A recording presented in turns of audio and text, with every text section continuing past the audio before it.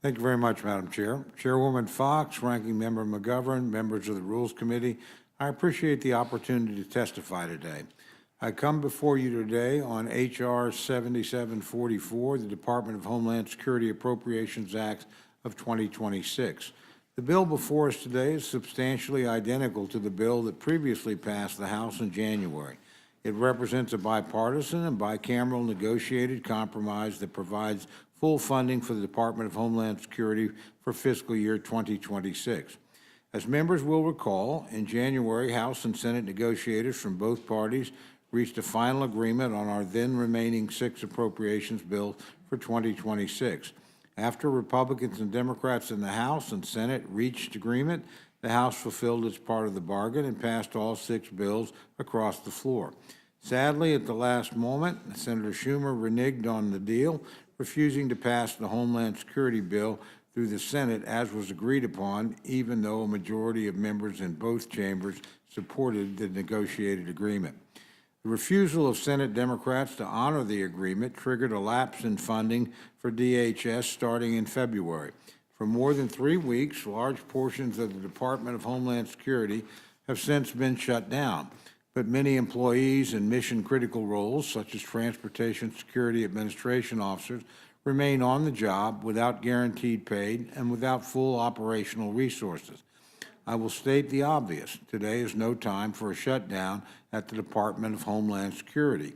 Its agencies are on the front lines protecting Americans from vicious terrorists, drug traffickers, and hardened criminals. Just last week in Mexico, our neighbor to the south, a narco-trafficking cartel launched a series of terror attacks across the country. This weekend, Iran has begun lashing out in all directions, lobbing ballistic missiles around the entire Middle East region and unleashing their terror proxies on innocent civilians. These threats pose a clear and present danger to the safety of Americans, both at home and abroad. Now, more than ever, we need the Department of Homeland Security to be up and running and doing their jobs to defend Americans from these threats. Emergency preparedness is not optional. FEMA operates within the department and serves as the nation's lead disaster response agency.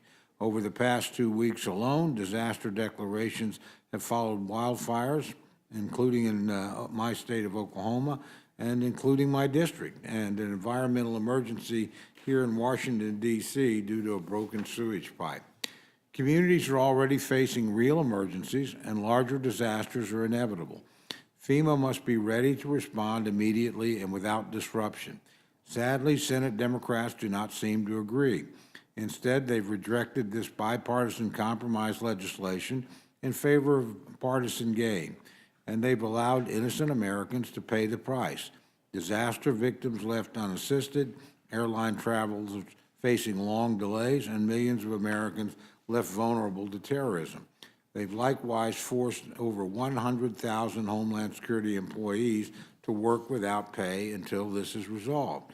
To make matters worse, the Democrat-led shutdown at Homeland Security is being driven by a push for reforms at U.S. Immigration and Customs Enforcement. The bill before us includes critical reforms that were negotiated between the parties, including a requirement for law enforcement officers to wear body cameras and undergo de-escalation training, and requires additional notice and reporting to Congress. Sadly, the failure to enact this bipartisan compromise bill as negotiated means that these critical reforms are not being implemented. It's deeply ironic that the party that claims to want critical reforms and more oversight of CBP and ICE is blocking the very bill that provides many of these improvements. Madam Chair, it's clear and obvious what the end result of this pointless shutdown will be. I'm confident that the final outcome will closely mirror the measure Chairman Amodei negotiated with Ranking Member Cuellar and that the House passed 2 weeks ago. A comprehensive bill that funds law enforcement, body-worn cameras, and de-escalation training, delivered a pay raise for our Coast Guard, increased support for firefighters and first responders, strengthened disaster preparedness, and enhanced efforts to combat fentanyl. But we need not wait. We can instead pass precisely that compromise in the form of the bill before this committee today. I urge my colleagues, both Republican and Democrat, to do so immediately. I thank each of you for your time, and I urge all members to support this bipartisan package. I look forward to your questions.